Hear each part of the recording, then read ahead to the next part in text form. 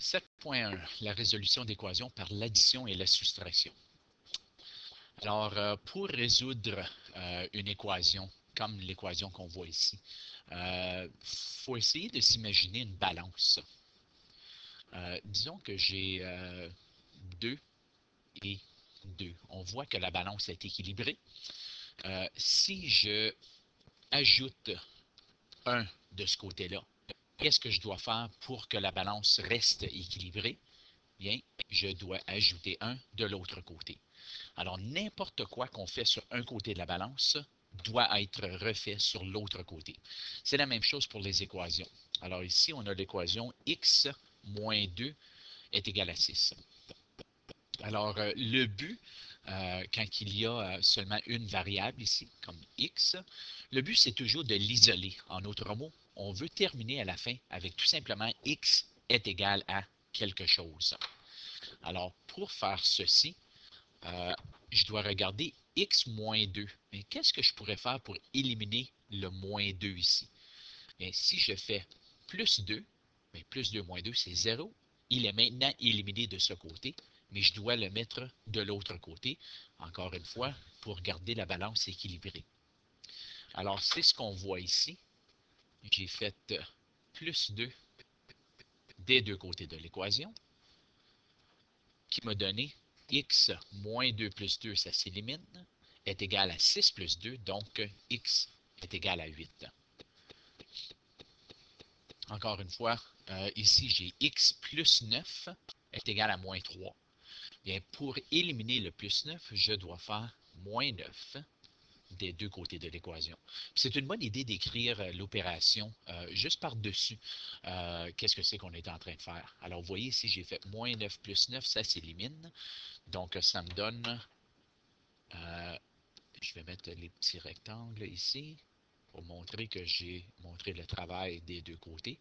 Cette étape-ci n'est pas absolument nécessaire si vous avez écrit moins 9 par-dessus le plus 9 et par-dessus le moins 3.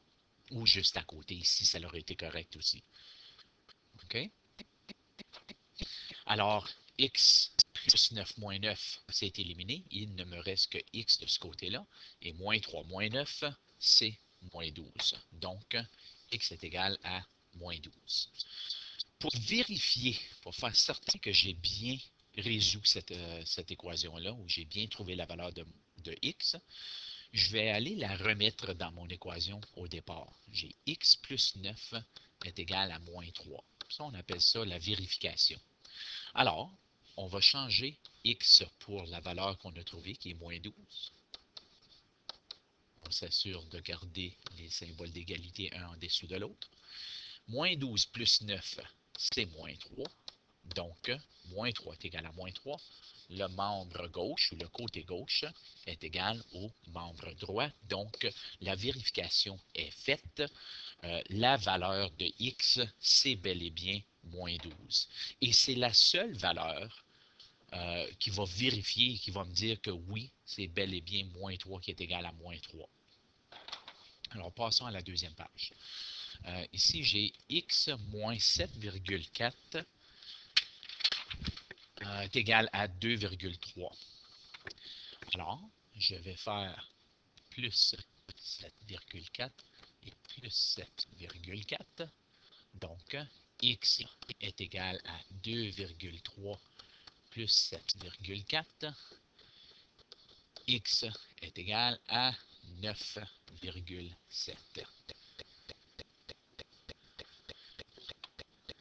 OK, il n'est pas nécessaire de montrer l'addition des deux côtés de l'équation, mais c'est une bonne idée de le faire pour montrer le travail. Alors, ce que j'ai fait ici, c'est une très, très, très bonne habitude de montrer ce que vous faites pour montrer que ceci s'élimine et il ne me reste que x de ce côté. Et ensuite, mon 2,3 plus 7,4. Cette étape-là, ce n'était pas nécessaire de le faire. J'aurais pu tout simplement dire 2,3 plus 7,4 est égal à 9,7. Pour faire la vérification, insère la valeur de la variable dans l'équation du départ. Alors, mon équation du départ était x moins 7,4 est égal à 2,3. Ça, c'est mon équation avec l'inconnu. je vais aller échanger ma valeur de x pour 9,7. Donc, 2,3. 9,7 moins 7,4, c'est bel et bien 2,3. Puis, pour bien terminer, je dois dire que le membre gauche est égal au membre droit. Donc, la vérification est complète. Alors, à la page 345, il y a des numéros à pratiquer pour bien maîtriser ce concept.